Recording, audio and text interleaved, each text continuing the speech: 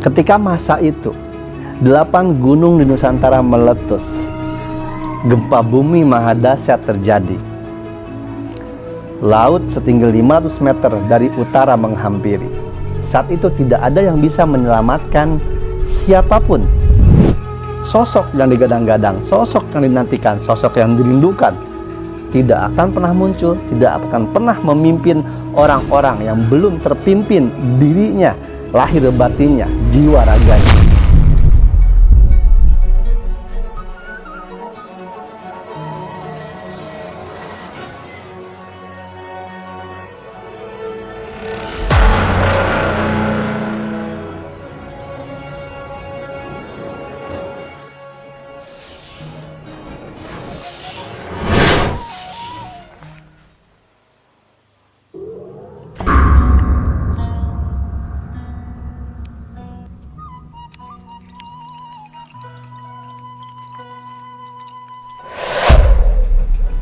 Assalamualaikum warahmatullahi wabarakatuh. Sampurasun, Mugia Rahayu, Sagung Dumadi. Salam damai seluruh alam. Alhamdulillah wa syukurillah, teman-teman, saudaraku sekalian seluruh Nusantara. Kita berjumpa lagi dengan saya Reza Rahasia di channel Reza Rahasia. Untuk konten kali ini saya akan menyambung pembahasan yang sudah beberapa konten yang lalu yang saya upload di hari-hari sebelumnya, yaitu rentetan rangkaian penyampaian pesan, pengungkapan, pemahaman dari pengalaman yang saya lewati mengenai Bocah Angon, Satrio Piningit, Ratu Adil, Imam Al-Mahdi. Di konten yang lalu saya sudah jabarkan mengenai Bocah Angon, Satrio Piningit, dan konten kali ini saya akan menyampaikan apa yang saya ketahui, yang saya pahami berdasarkan pengalaman diri saya pribadi dari hasil olah rasa dan olah pikir saya mengenai Ratu Adil. Tentunya apa yang saya sampaikan ini jangan ditelan mentah-mentah, kaji dan olah kembali, karena semua ini adalah pengalaman saya pribadi. Silahkan kaji, olah lagi, karena ini bukanlah kebenaran mutlak. Ini bisa dianggap sebagai referensi berpikir, ambil baiknya, buang buruknya. Ratu Adil. Ini pemahaman saya mengenai Ratu Adil.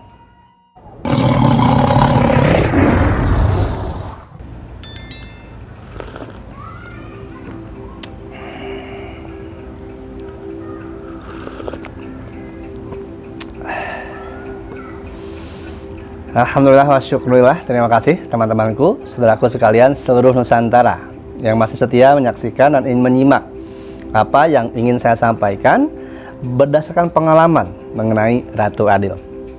Tentunya tanpa mengulangi rasa hormat dan bukan bermaksud untuk menunjukkan kemampuan atau kebisaan. Ampun para lun, saya hanya perantara kata-kata dan ingin berbagi apa yang saya dapatkan dari olah rasa.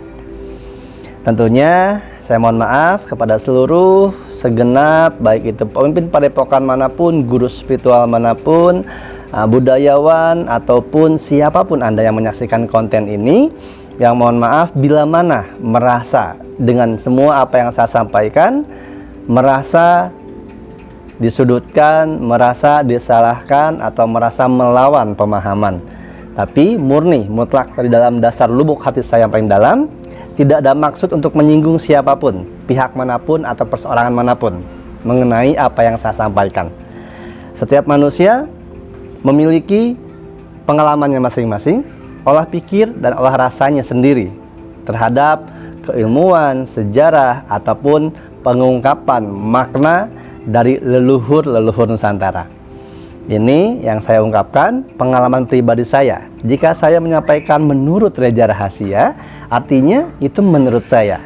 Tidak wajib, tidak mutlak untuk kalian mengikuti apa menurut saya.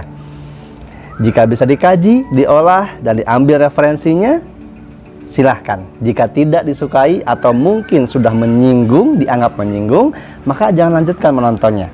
Jangan kotori hatimu, jangan rusak jiwamu. Hentikan videonya, pindah ke channel lain, agar kita semua benar-benar bisa memilih mana yang membuat kita merdeka secara pribadi dan berdaulat sebagai diri yang sejati. Teman-temanku, saudaraku sekalian seluruh Nusantara, dimanapun kalian berada, mengenai Ratu Adil, ini sama hal besarnya, bahkan jauh lebih besar dan lebih tinggi makna penilaiannya dibanding Bocah Angon dan Satrio Piningit itu sendiri. Karena ketika berbicara Ratu Adil, maka semua sudah tersugestikan, semua sudah terpahamkan, dan dalam alam bawah sadar semua masyarakat, semua kelompok ataupun golongan, bahkan perseorangan yang memahami, mempelajari tentang Ratu Adil, semuanya mengarah kepada Ratu Adil adalah pemimpin yang benar-benar adil, pemimpin yang benar-benar melaksanakan titah Gusti yang membawa kesejahteraan, kedamaian, ketentraman bagi seluruh umat manusia, bukan hanya bangsa Nusantara saja. Apakah itu benar? Untuk mengenai benar dan salah, mohon maaf, saya adalah manusia biasa, bukan hak dan bukan kapasitas saya menentukan mana yang benar, mana yang salah. Karena saya pribadi pun masih terus belajar mencari yang benar sebenar-benarnya benar. Karena kebenaran mutlak hanya ada pada Allah Subhanahu wa Ta'ala. Kita manusia hanya terus berjuang mencari yang benar, berada pada jalan yang benar, mencari kebenaran dan menuju kebenaran berdasarkan pemahaman, keilmuan, dan wawasan kita masing-masing. Ada kebenaran subjektif, ada kebenaran objektif, ada kebenaran yang disepakati, ada kebenaran yang hakiki. Kebenaran yang ada pada diri manusia itu subjektif. Maka semuanya akan memiliki kebenaran yang berbeda-beda. Adapun yang memiliki kebenaran yang sama, itu akhirnya menjadi kebenaran kolektif, kebenaran yang disepakati. Maka mohon maaf, ketika kebenaran yang saya temui dari pengalaman saya pribadi ini mungkin berlainan dengan kebenaran yang teman-temanku, saudaraku sekalian seluruh Nusantara temukan sendiri dari hasil olah rasa, olah pikir pengalamannya, maka mohon maaf sekali lagi, tidak ada maksud untuk menyinggung siapapun. Kita ngopi santai dulu sambil menikmati udara sore hari dan secangkir kopi. Kopi sendiri saya mengilhaminya, kalau kita bicara ngopi, maka itu adalah ngolah pikir. Artinya kita harus bisa mengolah pikiran kita. Setiap informasi yang masuk, data yang ada, dan pengalaman yang terasa, kita diolah, kita harus mengolah itu agar kita tidak dibudaki, tidak dipinteri, tidak dibodohi, tidak dikuasai oleh pemikiran-pemikiran yang ada kepentingan. Apapun itu, merdekalah sebagai pribadi, berdaulatlah sebagai diri sendiri. Mengenai Ratu Adil, di konten yang lalu saya sudah menyampaikan satu pembukaan kecil yang dimana Ratu Adil itu saya sampaikan bahwa Ratu Adil adalah bumi itu sendiri. Ini ketika kita kaji dari aspek semesta atau alam raya. Karena ketika kita kaji Ratu Adil, maka ada dua versi, ada dua pemahaman yang saya pahami, yang saya jalani dan saya amalkan, atau pengalaman saya di kehidupan sehari-hari. Itu ada dua versi tentang Ratu Adil. Yang pertama, Ratu Adil dalam skup jagat raya, semesta, di mana Ratu Adil itu adalah bumi kita sendiri, planet bumi. Kalau disebut planet, diumumkan, digeneralkan, bumi adalah Ratu Adil itu sendiri. Kenapa saya bisa memiliki pemahaman bahwa Ratu Adil adalah bumi itu sendiri? Karena ketika kita membahas semesta, membahas keadilan, dan membahas mengenai Ratu, Ratu ini sendiri bukan berarti makna harus sesuai dengan apa yang terfikirkan. Ratu adalah wanita. Ratu adalah pimpinan, pemimpin. Itulah kenapa bisa dicari, bisa dikoreksi, dan bisa cari informasinya. Di beberapa kerajaan atau di beberapa kepemimpinan kesultanan yang ada di Nusantara disebutnya keratuan. Karena dahulu kita keratuan. Kerajaan itu ada datang dari luar. Ratu itu pemimpin. Ketika kita mengambil filosofi Ratu Adil kepada skup semesta, maka Ratu Adil itu adalah bumi, bumi pertiwi kita. Maka ada sebutan yang namanya Ibu Bumi. Bumi itu adalah Ratu Adil. Karena ketika bumi memurnikan diri, menyembuhkan diri, dan memberikan sabda ilahi, semua kena, semua terasa, semua mengalami. Tidak pandang bulu, baik itu kaya, miskin, pejabat, rakyat, yang berdosa ataupun yang sering mengumpulkan pahala. Semuanya ketika Ibu Bumi, bumi pertiwi mengeluarkan sabdanya, baik sabdanya berupa gempa bumi, banjir bandang, tsunami, ataupun gunung meletus, semuanya terkena imbasnya. Itulah keadilannya. Namun, jangan pernah menyalahartikan ketika bumi mengeluarkan sabdanya, menghembuskan apapun yang menjadi ketentuannya. Keadilannya ini tidak bisa dilihat oleh orang-orang yang hanya melihat dengan mata dohirnya atau mata jasad, mata wujud jasmania. Ketika orang-orang yang, mohon maaf, terkena sabda alam atau orang umum menyebutnya bencana, musibah, banjir bandang, tsunami, gunung meletus, orang yang terkena itu semuanya memiliki dan merasakan hal yang sama. Seperti kasus tsunami misalnya, semua orang di sana terkena tsunami, tapi yang terkena tsunami di sana memiliki fungsi, tujuan, dan hakikat yang berbeda. Jika kepada manusia-manusia yang di muka bumi berjalan dengan congkak merusak adigung adiguna, adigang adigung adiguna, maka itu merupakan hukuman. Bagi orang-orang yang sedang berjalan kepada kebingungan dan mengarah kepada jauhnya pertolongan Tuhan, maka itu menjadi peringatan. Namun bagi orang-orang yang beriman, orang-orang yang selalu senantiasa menjaga hablum minanas, hablum minallah, hablum minal alamin, tapi terkena juga sabda alam, maka itu akan menjadi sebuah penebusan. Penebusan apa? Penebusan dosa, pengampunan yang meraja, dan mereka semua diangkat sebagai orang-orang yang mati atau meninggal di jalan Tuhan. Sama terkena bencananya, sama terkena sabda alamnya, tapi berpulangnya tujuan dan fungsinya terkena sabda alam tersebut berbeda. Itu salah satu contoh keadilan bumi ini. Sang Ratu Adil dalam bentuk, dalam pemahaman filosofi semesta adalah bumi itu sendiri. Dan keadilan bumi ini sekarang sudah banyak terlihat, banyak terasa. Bumi menciut, laut pun mulai mengkerut. Semuanya menunjukkan sabda dari Sang Maha. Ketika masa itu 8 gunung di Nusantara meletus, gempa bumi maha dahsyat terjadi, laut setinggi 500 meter dari utara menghampiri.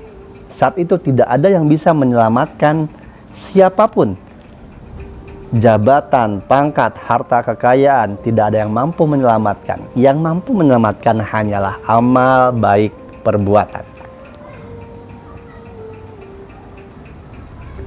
Ratu Adil dalam skup pemahaman filosofi Semesta adalah bumi itu sendiri. Ketika kita memahami bahwa ada jagat besar, jagat alit, ada semesta besar, semesta kecil, maka tentu saja ketika kita memahami semesta besar, jagat besar itu adalah alam semesta beserta isinya, jagat kecil atau jagat alit adalah diri manusia itu sendiri, maka kita harus menyelaraskan pemahaman dan juga bisa membaca pesan-pesan dari semesta. Zaman dulu disebut aji gening. Ketika kita membaca simbol-simbol alam yang terjadi, kita mengetahui bahwa bumi dalam semesta pemahamannya adalah Ratu Adil, maka kita harus mencari pemahaman Ratu Adil dalam diri masing-masing pribadi. Istirahat dulu, ngopi dulu. Kita seling-selingi ya, biar tidak terlalu serius, frekuensinya juga seimbang. Ini pemahaman yang saya pahami dalam satu skup wilayah Ratu Adil semesta itu sendiri. Ketika ada jagat besar, ada jagat alit. Jagat besar adalah semesta, yang dimana semesta ini kalau orang luar menyebutnya universe, maka tidak ada hanya satu universe, ada multiverse. Nanti ini kemungkinan kalau sudah diwujudkan saya sampaikan. Sekarang kita bahas kepada filosofi pemahaman Ratu Adil jagat alit, yaitu manusia itu sendiri. Sesungguhnya para leluhur Nusantara terdahulu adalah merupakan pewaris ilmu pengetahuan sejati, ajaran yang murni, yang memiliki simbol-simbol, siloka-siloka yang dituangkan ke dalam setiap tulisan. Baik tulisan yang di batu disebut prasasti, ataupun disebutnya ditulis di dalam daun lontar, kulit harimau, dan sebagainya. Semua mewarisi apa yang sebenarnya menjadi ajaran yang murni. Hanya saja pemahaman manusia kini, apalagi membaca, menelaah setiap sesuatu yang ada yang tertulis terdahulu oleh leluhur kita, hanya memahaminya secara tekstual saja. Kontekstual dan pemaknaannya cenderung malah diartikan atau ditafsirkan sesuai dengan keinginan hawa nafsunya, sesuai dengan kepentingan pribadinya atau kepentingan kelompoknya. Maka ketika itu yang terjadi adalah timbullah, bangkitlah perseorangan-perseorangan atau kelompok per kelompok yang mendoktrin, mendogma suatu pemahaman ini menjadi pemahaman yang mutlak, harus seperti mereka, harus seperti itu. Padahal sejatinya tidak. Kita manusia terlahir sebagai khalifah, kalau bangsa Arab bilang, pemimpin. Kita adalah pemimpin bagi diri sendiri, kita adalah pemimpin bagi keluarga, kita adalah pemimpin bagi masyarakat, kita adalah pemimpin bagi bangsa dan negara. Setiap pimpinan ini harus bersatu, bekerja sama, sehingga menjadi kepemimpinan yang utuh, sejajar. Dan tujuannya adalah mengadilkan, menjadi keadilan yang meraja. Setiap pemimpin-pemimpin kecil ini, ratu-ratu kecil ini akan dipimpin oleh keratuan atau kepemimpinan yang skup ranah wilayahnya lebih besar. Itulah tidak ada salahnya ketika menerjemahkan Ratu Adil adalah sosok pemimpin. Tapi pemimpin di sini bukan hanya pemimpin Nusantara saja, bahkan pemimpin dunia. Seperti itu pemahaman yang ada menyebar di seluruh masyarakat. Namun jangan terlupa, ketika kita menantikan sosok pemimpin yang sangat luar biasa, bijaksana, arif, dan dia akan membawa kepada kesejahteraan, kedamaian, kejayaan, gemah lipah roh jinawi, atau disebut mercusuar dunia, Maka yang perlu kita didik, kita tempa, kita kelola terlebih dahulu adalah pemimpin yang skup jauh lebih kecil, jauh lebih dasar, jauh sebagai pondasinya itu sendiri, yaitu diri kita sendiri masing-masing. Kita harus bisa memimpin diri kita, karena kita adalah raja bagi diri kita. Tubuh kita dari ujung rambut sampai ujung kaki, itu adalah kerajaan kita, itu adalah negara kita, itu adalah bangsa kita. Sudahkah kita berhasil memimpin kerajaan kita sendiri yang berbentuk jasmani atau raga ini? Banyak di antaranya kita terlupa menantikan sosok yang jauh lebih besar memimpin dan menyelamatkan diri kita. Padahal sejatinya manusia hanya bisa selamat oleh dirinya sendiri dan celaka oleh dirinya sendiri. Jagalah dirimu dan keluargamu dari api neraka. Jangan menunggu orang lain untuk memimpin lalu menyelamatkan diri kita.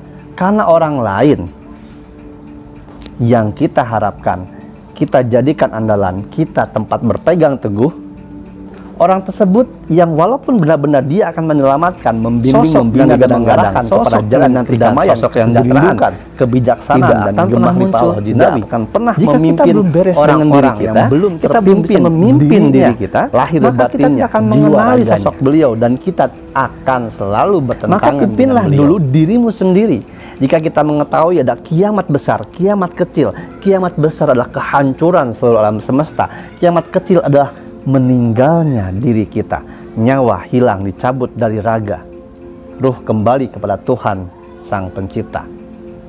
Maka yang diutamakan, kita harus memimpin dulu, berhasil memimpin jasmani kita, pikiran kita, hati kita, ucapan dan perbuatan kita. Pimpinlah semuanya itu, perbaikilah dan benahilah semuanya itu, agar kita selamat terlebih dahulu oleh ucapan, oleh perbuatan diri kita, sebelum diselamatkan secara keseluruhan. Karena janganlah selalu menjadi orang yang menantikan perubahan, perbaikan atau keselamatan dan kedamaian ketika diri kita tidak mengarah, memperbaiki dan memperjuangkan itu sendiri. Ingatlah, secara mendasar, secara diri pribadi, kalaupun kita tidak bekerja, apapun pekerjaannya, kalaupun kita tidak berusaha, apapun itu usahanya, maka yang mengisi perut kita hanyalah diri kita sendiri. Yang memberi makan keluarga kita hanyalah kita sendiri. Maka jangan berpangku tangan, itu contoh yang kecil. Jangan selalu mengharapkan orang lain di luar diri kita untuk memberi, menolong, dan menyelamatkan. Jadilah diri ini penolong, jadilah diri ini penyelamat, jadilah diri ini pemimpin. Berjuanglah terus menjadi pemimpin, perbaiki, benahi diri, sehingga ketika kita menjadi ratu adil bagi diri kita sendiri, maka insya Allah ketika saatnya tiba, hari yang dinanti, era dan zaman perubahan, peradaban yang baru terjadi, kita menjadi bagian yang ada pada barisan-barisan Ratu Adil, barisan-barisan yang sudah terbenahi, barisan-barisan yang diberkahi, barisan-barisan yang merupakan barisan ilahi. Itulah yang saya bisa sampaikan sekilas mengenai pemahaman berdasarkan pengalaman saya mengenai Ratu Adil. Salah dan kurang saya mohon maaf. Ada beberapa hal dan banyak lagi yang tidak bisa saya sampaikan di online, di konten YouTube. Oleh karenanya, saya membuka selebar-lebarnya, seluas-luasnya untuk temanku, saudaraku sekalian, seluruh Nusantara, siapapun Anda. Jika ingin berdiskusi, curhat bareng, ngobrol bersama, karena pemahaman yang saya miliki pun, ini adalah hasil belajar dalam kehidupan, dan saya terbuka bagi siapapun untuk hadir, mari berbagi bersama. Supaya lebih jelas, lebih detail, dan lebih individual pribadi. Karena tidak semua ada pada pemahaman yang sama, ada pada pemikiran sama, dan ada pada kondisi kejiwaan juga hati yang sama. Silakan yang berminat untuk bersilaturahmi, curhat bareng bersama saya, teman-teman yang lain, ataupun ingin belajar kesenian, datang saja ke Sanggar Seni Rumah Cimanggis. Ya, Hudopi, mohon maaf, hubungi hubungi Mas Abdul Soleh. Silakan ya buat janji ketemunya kapan. Kalau memang ingin berkumpul silaturahmi bersama itu kita tiap malam minggu ada, suka disebut kumpulan malam mingguan ya. Ada udah hadir dari berbagai macam tempat tinggal. Silahkan janjian dulu. Kalaupun mau pribadi, privasi, bisa hari-hari biasa, tapi tetap janjian dulu, hubungi Mas Abdul dulu ya. Supaya ketika teman-teman sampai di Sanggar Seni Rumah Cimanggis, saya ada di tempat. Seperti itu. Yang pasti, tetap jaga hati, jaga pikir, jaga rasa, dan jangan takut. Rahmat berkah melimpah untuk kita semua, adil dan makmur, serta merdeka pribadinya. Bangunlah jiwa dan raganya untuk Indonesia Raya. Saya Reza Rahasia, salam damai seluruh